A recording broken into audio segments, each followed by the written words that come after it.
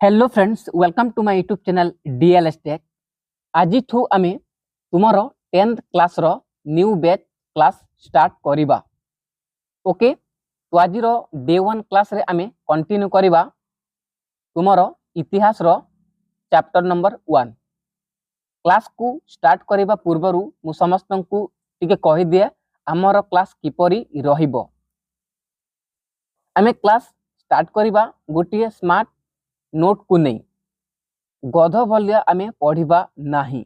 Okay, गोटे smart way रे गोटे स्मार्ट नोट यूज करी आमे हमर क्लास को कंटिन्यू करिबा। बुक्स एवं स्मार्ट नोट भितरे डिफरेंस कौन रहिबो? बुक्स जहा कि गोटे पाठ आ गोटे चैप्टर तुमर 9th किंबा 10th पेज रो गोटे चैप्टर अछि, सेही चैप्टर रु आमे गोटे स्मार्ट नोट तैयारी करिबा 5 किंबा 6 पेज रो सेही स्मार्ट नोट रहिबो। ओके, बुक्स रो जहाँ भी तुम पाठ रहिबो अजता पाठ आमे हमर स्मार्ट नोट रे यूज करिबा नाही। ओके, तो क्लास को आमे कंटिन्यू करिबा। इतिहास बही समस्तंकर गोटे बोरिंग सब्जेक्ट रहे। आमे चेष्टा करिबा भलो भाबरे इतिहास को गोटे smart way smart note use करी इतिहास चैप्टर को आमे इतिहास बुक रो ऑल चैप्टर को गोटे इंटरेस्टिंग क्लास करिबा पाई। तो क्लास को आउ देरी न करी जल्दी आमे कंटिन्यू करिबा। तो कौन अच्छी यूनिट नंबर 1 अच्छी तुमरो भारतीय जातीय आंदोलन। यह अच्छी तुमरो यूनिट नंबर 1। यूनिट नंबर 1 रे तुमरो प्रथम पाठ अच्छी भारतीय जातीय आंदोलन रे गांधी जी को आविर्भाव। ओके, यह अच्छी आमर यह अच्छी आमर स्मार्ट नोट। तो स्मार्ट नोट किपर यूज करी क्लास करिबा टिके देखि नियो। तो कौन अच्छी पॉइंट नंबर 1 रे महात्मा गांधी विश्व रे जननायक भावरे परिचित। यही गोटे लाइन होई गला। यही गोटे लाइन तुमर बही को देखिले कौन लेखा अच्छी जातिर पिता महात्मा गांधी केवल भारत इतिहास रे नुहे समग्र विश्व रे जने जननायक भावरे परिचित। आम स्मार्ट नोट रे कौन अच्छी गोटे लाइन रे एक्सप्लेन अच्छी तुमर बही रे 3टी लाइन रे अच्छी। तो 3टी लाइन पढ़िबा अपेक्षा आमे कौन कले गोटे स्मार्ट नोट यूज कले। गोटे स्मार्ट नोट रे कौन अच्छी महात्मा गांधी विश्व रे जननायक भावरे परिचित। तो समस्ते बुझी गले। तो इतिहास को किपरि पढ़िबा सबु बेले समस्ते इतिहास को पढ़िबा बेले कौन करिवे निजे को प्रश्न पचारिबे एवं प्रश्नर उत्तर निजे को देबे।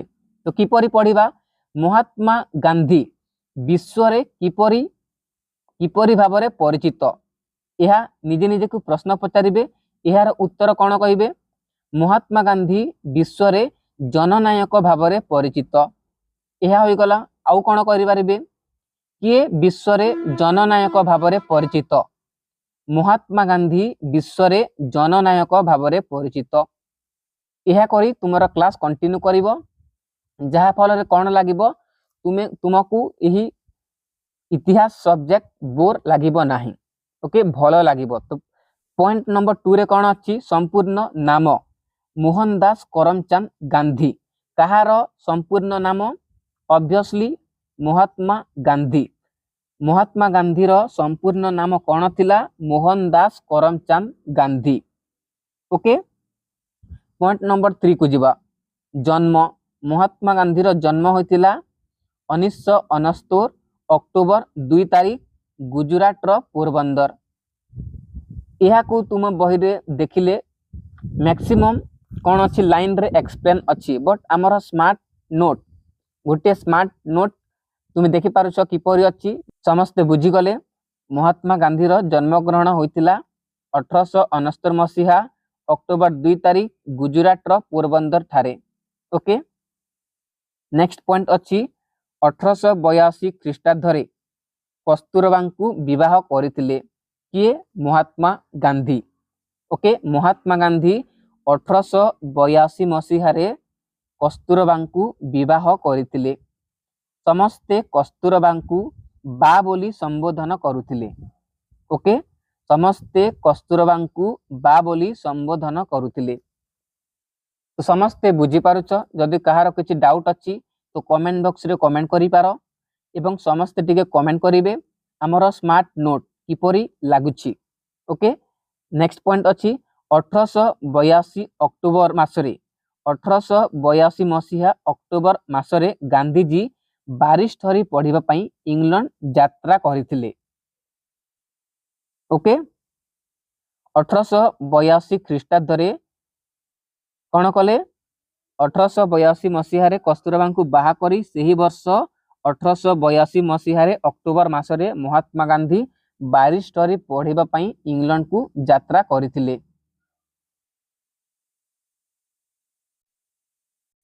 तो नेक्स्ट पॉइंट देखिबा 1891 जून मासरे आईन शिक्षा समाप्ति परे महात्मा गांधी राजकोट एवं बॉम्बे रे तांकर आईन व्यवसाय आरंभ कले बा करिथिले।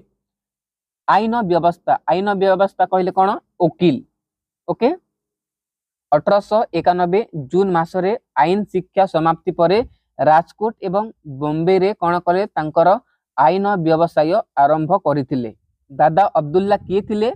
भारतीय मुसलमान व्यवसायी। दादा अब्दुल्ला भारतीय मुसलमान व्यवसायी को मुकदमा लढ़िबा पई दक्षिण आफ्रिकार नाटाल नामक स्थान को महात्मा गांधी जाइथिले। ओके, जदि तुम्हारा प्रश्न अछि, यदि तुमको किए प्रश्न पचारे दादा अब्दुल्ला किए, दादा अब्दुल्ला हेउछि भारतीय मुसलमान व्यवसायी। ओके, तो वकील रूपे महात्मा गांधी तांकर मुकदमा लढ़िबा पई दक्षिण आफ्रिकार नाटाल नामक स्थान को से जाइथिले। नेक्स्ट पॉइंट वर्ण वैषम्य नीति कृष्णांग आफ्रिकीय अत्याचार सम्मुखीन। महात्मा गांधी जेतेबेले दक्षिण आफ्रिका गले दादा अब्दुल्लार मुकदमा लढ़िबा पई सेही समय से कौन देखिले? से महात्मा गांधी देखिले जे वर्ण वैषम्य नीति दक्षिण आफ्रिका रे लागू होइतिला बा दक्षिण आफ्रिका रे वर्ण वैषम्य नीति देखिले। तो वर्ण वैषम्य नीति रे कौन थिला? श्वेतांग इंग्रेज मानक वर्ण वैषम्य नीति जोगु कृष्णांग आफ्रिकीय सह दक्षिण आफ्रिका रे काम करुथिबा भारतीय माने विभिन्न अत्याचारर सम्मुखीन हेबाकू पड़ुथिला। भारतीय मानकू विभिन्न अत्याचार सम्मुखीन हेबाकू पड़ुथिला। ओके, तो कौन विभिन्न अत्याचार सम्मुखीन हेबाकू पड़ुथिला? तो किपरि भारतीय माने दक्षिण आफ्रिका रे विभिन्न अत्याचारर सम्मुखीन हेबाकू पड़ुथिला। नेक्स्ट पॉइंट रे अछि भारतीय माने तांकर भोटदान अधिकार नथिला। ओके, समस्त को जाना अछि जहार 18 वर्ष हो जाए समस्तंकर गोटे अधिकार रहे भोट देबा पई। दक्षिण आफ्रिका रे भारतीय मानंकु भोट देबा पई अधिकार नथिला। यह गोटे होई गला अत्याचार। आउ गोटे अछि नाम पंजीकरण करी निर्वाचन कर देबाकू पड़ुथिला। ओके, नाम पंजीकरण करी निर्वाचन रो कर देबाकू पड़ुथिला केउ मानंकु? भारतीय मानंकु। ओके, समस्त बुझी पारिले? नाम पंजीकरण करी निर्वाचन कर देबाकू पड़ुथिला। राति 9टा परे घरु बाहर को जाई पारु नथिले। पाद चला रास्ता व्यवहार करि पारु नथिले। रेल गाड़ी रो प्रथम बा द्वितीय कोठरी यात्रा करि पारु नथिले। रेल गाड़ी रो प्रथम किंबा द्वितीय कोठरी रे भारतीय माने यात्रा करि पारु नथिले। नेक्स्ट पॉइंट भारतीय व्यवसायी गणिक जहाज मालिक एवं श्रमिक समस्तंकु दक्षिण आफ्रिका रे कुली बोली समस्ते संबोधन करुथिले। ओके, भारतीय मानंकु भारतीय व्यवसायी गणिक जहाज मालिक एवं श्रमिक समस्तंकु समस्ते कौन बोली संबोधन करुथिले? कुली बोली समस्ते संबोधन करुथिले। हमर महात्मा गांधी को किचरी भितरे पगड़ी काढ़ी देबाकू कुहा जाइथिला। जहा कि महात्मा गांधी किए थिले? महात्मा गांधी गोटे वकील थिले। दक्षिण आफ्रिका रे महात्मा गांधी जाइतिले तो महात्मा गांधी को से भारतीय बोली तांकर पगड़ी अछि ना पगड़ी काढ़ी देबाकू दक्षिण अफ्रिकार लोक माने ताकू कहितिले महात्मा गांधी को। ओके नेक्स्ट पॉइंट अछि राति 9टा परे थरे कौन है महात्मा गांधी थरे राति 9टा परे आम इंडियन भारतीय मानकू राति 9टा परे पाद चला रास्ता यूज करने पाई मना थिला दक्षिण अफ्रिका रे थरे कौन है महात्मा गांधी राति 9टा परे पाद चला रास्ता रे चालू थिबारु पुलिस आक्रमण शिकार होइथिले।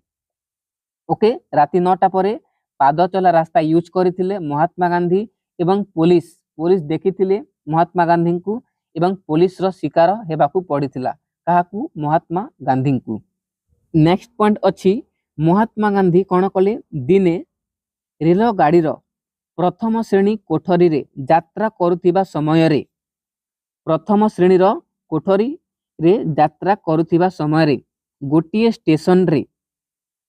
स्टेशन रे कौन हैला गार्ड एवं पुलिस दुई जण गार्ड एवं पुलिस महात्मा गांधी रो जिनिस पत्र सह ठेली बाहर करदेले काहाकू महात्मा गांधी को कौन पाई कारण कौन थिला भारतीय मानंकू रेल गाड़ी प्रथम किंबा द्वितीय कोठरी रे मना थिला से जोगु महात्मा गांधी कौन कले प्रथम श्रेणी रे यात्रा करुथिबा बेले गोटे स्टेशन रे देखिले किए देखिले गार्ड एवं पुलिस देखिले एवं तांकर जिनिस पत्र सह तांकू ठेली बाहर करदेले सेठिरु कौन हैला महात्मा गांधी रो स्टार्ट हो गला विद्रोह। भारतीय मानकर मध्यरे राजनीतिक सचेतनता जागृत करने पाई महात्मा गांधी 1894 रे नाटाल भारतीय कांग्रेस नामक एक राजनीतिक अनुष्ठान गठन कले काहेकि कले कारण भारतीय मानकू दक्षिण अफ्रिका रे विभिन्न अत्याचार सम्मुखीन हेबाकू पड़िथिला ताहाकू देखि महात्मा गांधी कौन कले गोटे राजनीतिक अनुष्ठान गठन करने पाई निष्पत्ति नेले। ओके समस्त देख भारतीय माने राजनीतिक सचेतनता पाई जागृत करने पाई 1894 मसीह नाटाल भारतीय कांग्रेस नामक एक राजनीतिक अनुष्ठान गठन करथिले। नेक्स्ट पॉइंट तो कौन कले महात्मा गांधी गोटे पत्रिका प्रकाश कले संवाद पत्रिका तांकर नाम कौन थिला इंडियन ओपिनियन। तो परवर्ती समय कौन है यही संग्राम समय रे गोटे से माने नुआ अस्त्र तैयारी कले ताहाकू नहीं सत्य एवं अहिंसा को नहीं कौन थिला अस्त्रर नाम थिला सत्याग्रह। यही संग्राम समय रे से माने सत्य एवं अहिंसा को से माने कौन कले सत्य एवं अहिंसा उपरे यही दुईटी शब्द सत्य एवं अहिंसा उपरे आधारित करी नूतन अस्त्र तैयारी कले अस्त्र हैला सत्याग्रह।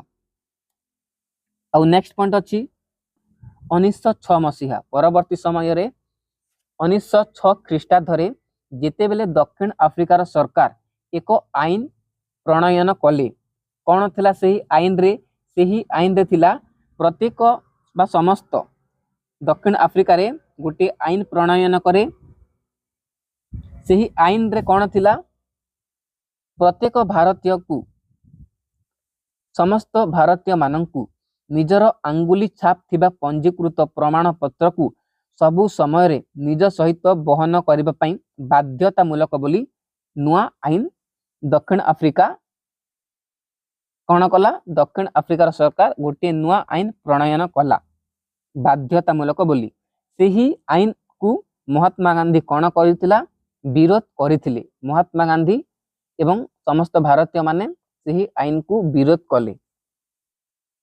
नेक्स्ट पॉइंट अछि एही आंदोलन प्रथम सत्याग्रह अस्त्र प्रयोग करथिले। तो समस्ते महात्मा गांधी एवं समस्ते कौन कले सेही दक्षिण अफ्रिकार सरकार गोटे नुआ आईन प्रणयन कला जे तांकर कौन थिला आंगुली छाप थिबा पंजीकृत प्रमाण पत्र को सबु समय रे निज सहित बहन करबा पई बाध्यतामूलक बोली दक्षिण अफ्रिकार सरकार न्यू बा नुआ आईन कला सेही नुआ आईन को महात्मा गांधी विरोध कले। एही आंदोलन रे प्रथम सत्याग्रह महात्मा गांधी यूज कले बा प्रयोग करथिले। 1906 सेप्टेम्बर 11 रे जोहान्सबर्गर एम्पायर थिएटर ठारे अनुष्ठित एक साधारण सभा रे उपस्थित थिबा भारतीय माने एही कला आईन को अमान्य करिबा पई समस्त कोन कले गोटे प्रॉमिस नेले। ओके 1906 सेप्टेम्बर 11 तारीख रे जोहान्सबर्गर एम्पायर कोठारे थिएटर ठारे अनुष्ठित गोटे साधारण सभा रे समस्ते प्रेजेंट थिले उपस्थित रही भारतीय माने कोन कले गोटे प्रॉमिस नेले कला आईन अमान्य करिबा पई गोटे प्रॉमिस नेले। सेही समय रे कोन हैला महात्मा गांधी जोहान्स रे बंदी हेले। ओके महात्मा गांधी को कोन कले जोहान्सबर्ग थिला ना सेठारे महात्मा गांधी को बंदी करा गला। परवर्ती समय रे कोन हैला महात्मा गांधी को जेल होई गला। परवर्ती समय रे कोन हैला महात्मा गांधी रो गोटे थिला ना नीति महात्मा गांधी रो सत्याग्रह नीति सफल हैला। 1908 अगस्त मासरे को जगह रे नाटाल सीमा पार होई जिबा समय रे तांकु देखि कोन कले गिरफ कले। भारतीय मानक सहित गांधी जी मध्य 1908 मसीहा अक्टोबर मासरे गिरफ हेले। 13 मसीहा रे कोन हैला 1913 मसीहा तारीख होची 14 तारीख दक्षिण अफ्रिका हाईकोर्ट रे गोटे नीति अनुसार क्रिस्टियन नीति अनुसार जो मानकर बा भारतीय मानकर संवादित होई नथिबा एवं पंजीकरण होई नथिबा भारतीय मानकु विवाह पई स्वीकृति प्रत्याख्यान करा गला। नेक्स्ट पॉइंट अछि दक्षिण अफ्रिका रे गांधी जी को शेष आंदोलन यह थिला 1913 मसीह रे महात्मा गांधी लास्ट आंदोलन थिला कोटी दक्षिण अफ्रिका रे। तापर कोन हैला दक्षिण अफ्रिका रो ऑब्वियसली महात्मा गांधी भारत को आसीबे। सेही समय रे दक्षिण अफ्रिका रो शासन मुख्य के थिले जनरल 1913 मसीह रो कथा। ओके 1913 मसीह रे जेते बेले महात्मा गांधी रो समस्त आंदोलन दक्षिण अफ्रिका रे शेष हैला सेही समय रे दक्षिण अफ्रिका रो शासन मुख्य थिले जनरल। परवर्ती समय रे कोन हैला तापर कोन हैला 1915 जनवरी 9 तारीख रे महात्मा गांधी भारत को फेरिले। 1915 जनवरी 9 महात्मा गांधी भारत को फेरिले। गोपाल चंद्र गोखले महात्मा गांधी रो राजनीतिक गुरु थिले। के थिले गोपाल चंद्र गोखले राजनीतिक गुरु कहार महात्मा गांधी रो। नेक्स्ट पॉइंट दक्षिण अफ्रिका रे महान नीति जोगु विश्व कवि रविंद्रनाथ ठाकुर महात्मा गांधी को महात्मा आख्या देथिले। मोस्ट इंपोर्टेंट रहिबो ए पॉइंट दक्षिण अफ्रिका रे महात्मा गांधी रो महान नीति जोगु किए विश्व कवि रविंद्रनाथ ठाकुर महात्मा गांधी को महात्मा आख्या देथिले। ओके तो जदि प्रश्न आसीबो किए महात्मा गांधी को महात्मा आख्या देथिले विश्व कवि रविंद्रनाथ ठाकुर कोन पई दक्षिण अफ्रिका रे महात्मा गांधी को महान नीति जोगु विश्व कवि रविंद्रनाथ ठाकुर ताकू महात्मा आख्या देथिले र पथ प्रदर्शन करिबा पई। ओके ठीक है देखिनियो समस्ते 1915 मसीह रे महात्मा गांधी भारत को फेरिले। तांकर नेक्स्ट ईयर 1916 मसीह रे अहमदाबाद सहर रो साबरमती नदी कूल रे गोटे आश्रम प्रतिष्ठा कले। किए कले महात्मा गांधी कोन करिबा पई देशवासी माननकु सत्य अहिंसा निष्ठार पथ प्रदर्शन करिबा पई। तापरे अछि नेक्स्ट ईयर 1917 मसीह रे इंग्रेज उपनिवेश गुडिक पई भारतीय मानक नियुक्ति को बंध न कले ସରକାରଙ୍କ ବିରୋଧରେ ସତ୍ୟାଗ୍ରହ ଧମକ ଦେଇଥିଲେ? କିଏ? ମହାତ୍ମା ଗାନ୍ଧୀ। 1917 ମସିହାରେ ଇଂରେଜ ଉପନିବେଶ ଗୁଡ଼ିକ ପାଇଁ ଭାରତୀୟ ମାନଙ୍କର ନିଯୁକ୍ତିକୁ ବନ୍ଧ ନ କଲେ ଇଂରେଜ ସରକାରଙ୍କୁ ବା ଇଂରେଜ ସରକାରଙ୍କ ବିରୋଧରେ ମହାତ୍ମା ଗାନ୍ଧୀ ତାଙ୍କ ବିରୋଧରେ ଧମକ ଦେଇଥିଲେ।